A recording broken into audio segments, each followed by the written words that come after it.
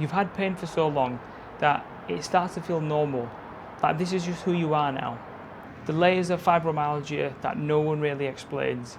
You go through a rough patch in your life, the emotions build up, the pain then shows up. Maybe you get a diagnosis of fibromyalgia, arthritis or something else. No one ever tells you why or helps you understand what's happening, why you're in pain and what can be done about it. So in this video I'm going to walk you through exactly what my program is and what each phase actually means. So phase 1 is understand. Pain education is the first step in this process. Understanding pain and what it means is a vital part.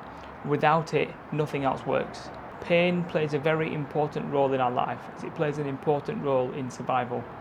It can help us to identify if we're in danger and when we need to protect ourselves from causing any more damage. Without pain, we wouldn't know if we've caused any harm to our body. So things like rolling an ankle, if we cut ourselves, or for bleeding that needs to stop. Pain is a necessary part of survival, but it's interesting because pain doesn't actually come from the body tissues themselves. That's where we feel it. The body tissues send a danger signal. They sense a change in the area. So if we cut ourselves, if we overstretch an area, or we pull an area too fast, the nerves in the area detect that change. They'll send a signal to the brain and say, something's changed. What do we do? I need your help. How should we react? The brain will filter through past experiences and memories and then make a decision on how to respond. And this all happens in a split second. With chronic pain and fibromyalgia, those signals are left turned on. The brain is unable to process pain as it normally does because the nervous system is just in a constant state of survival.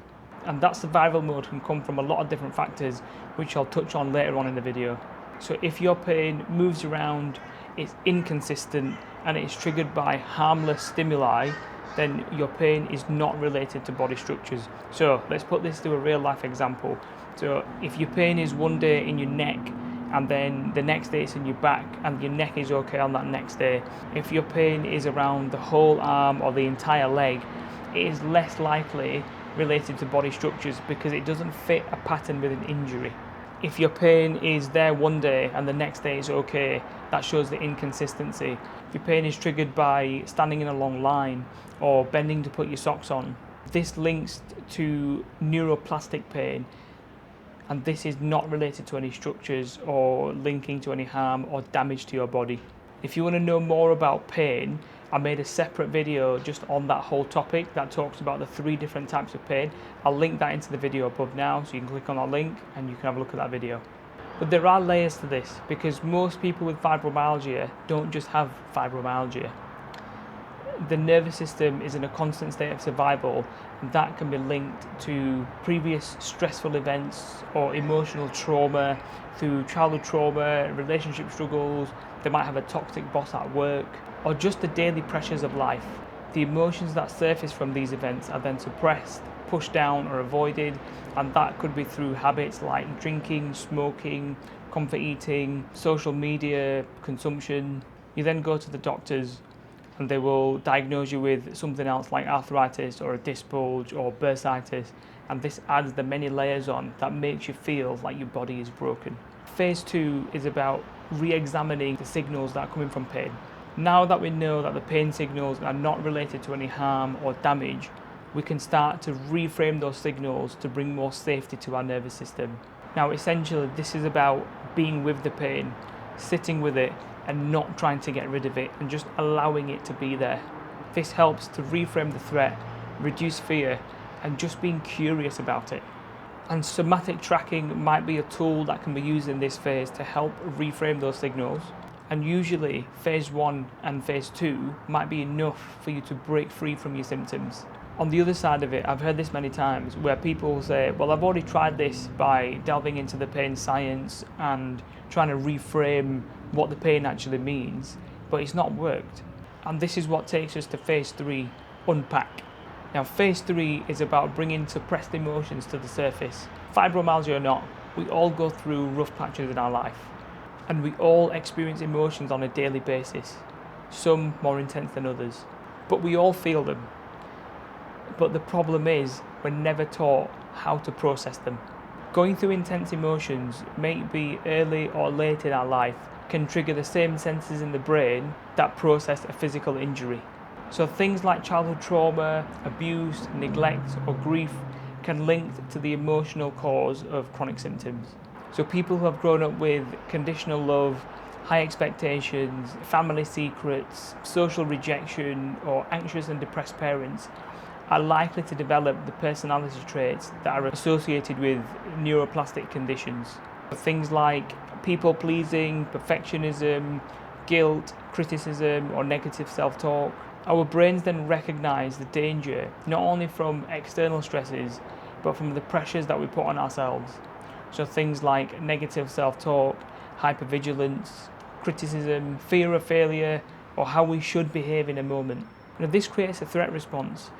These emotions show up physically through the body, through sensations like the tightness in the chest, lump in the throat, the gut clenching feeling, shoulder pain or shoulder tightness up in the traps.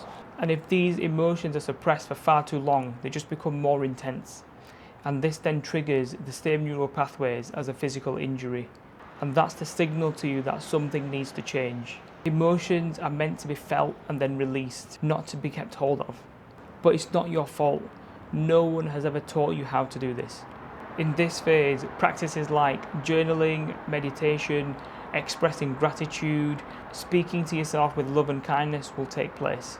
Now this is to help process those emotions, to let them surface so you can let go. Now this phase is where a lot of people can struggle because old memories and old emotions start to surface, and sometimes they can be too painful to revisit. And this is where other strategies like mindfulness, breathing exercises, and nervous system regulation techniques are used to help keep your nervous system in a regulated state. But this might not be the case for everyone with fibromyalgia, because not everyone has gone through big traumas like abuse or neglect or childhood trauma. And this is then when we look at other factors that can cause the build-up of these suppressed emotions in the way that we might talk to ourselves, the environments that we're in, the people that we're around, because a lot of the time we don't even realize the stress that we're put under, because it can become a normal part of our life and feel so familiar that we know nothing else beyond that. The final phase is about building lasting changes in your life. Each phase builds on the previous one to make sure that you've got the strong foundations to face the uncomfortable realities of daily life. Phase 3 is about understanding the emotions. Phase 4 is about taking the steps to make real change. And for some, that might be setting boundaries. For some, that might be getting a new job with a different boss that's not toxic. For some, that might be a new relationship or ending toxic friendships. And this is the difficult aspect, especially when it's been a big part of your life, especially when it feels familiar and natural for all of this to happen. But once you start to uncover these suppressed emotions is when you start to discover who you truly are, what you value, and the self-respect that you've always wanted to give yourself by putting yourself first. The pain, the fatigue, and the suppressed emotions act as layers where you start to lose yourself deeper and deeper to the point where you don't even know who you are anymore. The pain becomes your identity, and you don't know who you would be without it. Your whole life revolves around it. But it doesn't have to be that way. As soon as you start to work through this, you can start to break that cycle. You can then break the familiar cycle of attracting toxic people into your life, and you can finally then say no with confidence to the people that take advantage of you. And you might have even come across this already, that you already know this information. You know that you need to put up boundaries, you know that you need to leave that toxic relationship or that toxic job, but you just can't seem to get around to it.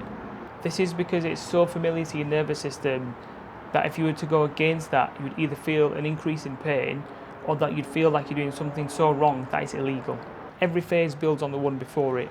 You can't skip to building a new life before you've understood why your body's been holding on to the old one. This is the exact path that I use with everyone that I work with. The same 4 phases every time, because the mechanism is the same, even when the life behind it looks different. If you want to go deeper into any of these phases, my free newsletter is where I break these down properly.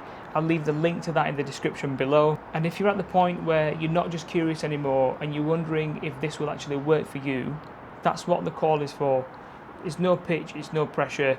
just a conversation to see where you're at, and I'll leave the link to that in the description below as well. I'll also be putting out a longer breakdown soon that goes even deeper into how this works, so keep an eye out for that, and I'll catch you at the next one.